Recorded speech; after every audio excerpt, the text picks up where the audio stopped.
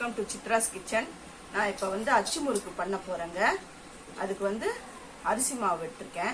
அரிசி மாவுனா அதை பாருங்க, இந்த கப் இருக்குது பார்த்தீங்களா, இந்த டம்ளர் மாதிரி இருக்குது பார்த்தீங்களா, இதில் நான் ஃபுல்லாக ஒன்று எடுத்திருக்கேன்.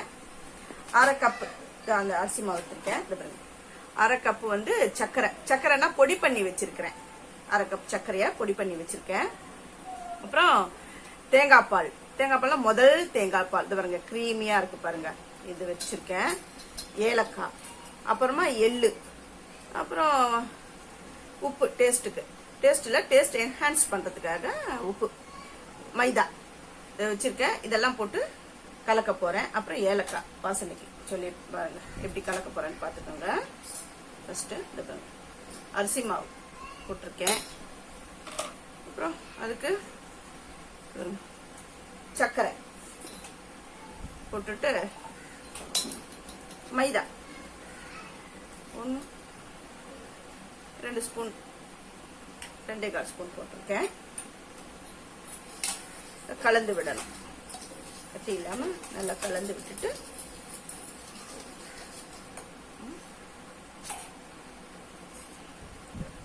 எள்ளு போடுறேன். உப்பு சும்மா டேஸ்ட் என்ஹான்ஸ் பண்றதுக்காக உப்பு, ஏலக்காய் சேர்ந்து கலந்து பாருங்க.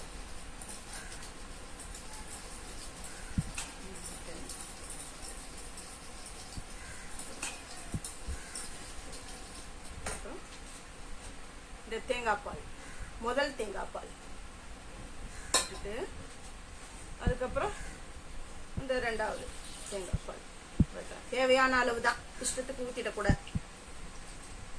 கலந்து விட்டு காட்டுறேன் பாருங்க. பார்த்தோன்னா கொஞ்சம் தண்ணி ஊத்திக்கலாம். சில பேர் முட்டை ஆட் பண்ணி செய்வாங்க.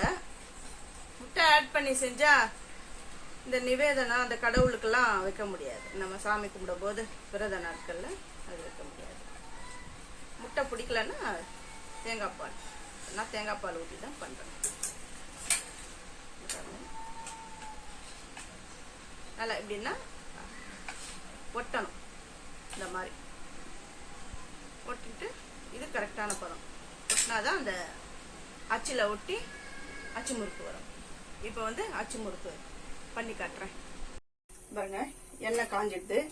இந்த மாவை ஒவ்வொரு டைமே இப்படி கலக்கி விட்டு தான் முறுக்கு சுடணும். இந்த பாருங்க, இது நான்ஸ்டிக் கோட்டிங். இது சும்மா 1 நிமிஷம் இப்படி வச்சு எடுத்தாலுமே போதும். எடுத்துட்டு இதை பாருங்க, இதுல முக்கணும்னா ஃபுல்லா முக்கிடக்கூடாது, ஒரு முக்காவாசி முக்கிட்டு இதை பாருங்க அது வச்சுருந்தாலுமே அதுவே நல்லா வெந்து கொட்டிடும்.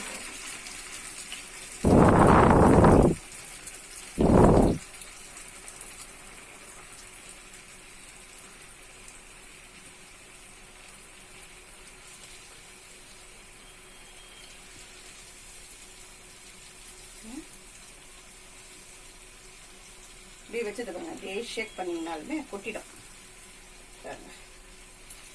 பார்த்தீங்களா, கொட்டிடும்.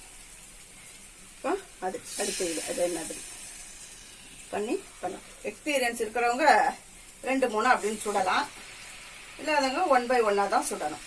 இது எல்லாத்தையும் செஞ்சுட்டு அது பேர்ன் ஆகி போச்சு. அது திருப்பி போட்டு நம்ம எடுத்துட வேண்டியது தான். இருங்க 1 நிமிஷம்.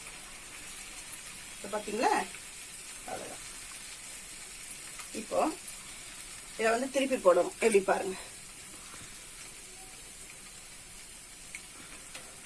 இதை திருப்பி போட்டு பாருங்க, செவந்த ஒன்று போட்டுக்கணும். அது மாதிரி 1 by 1 நான் சுட்டுட்டு உங்களுக்கு காட்டுறேன்.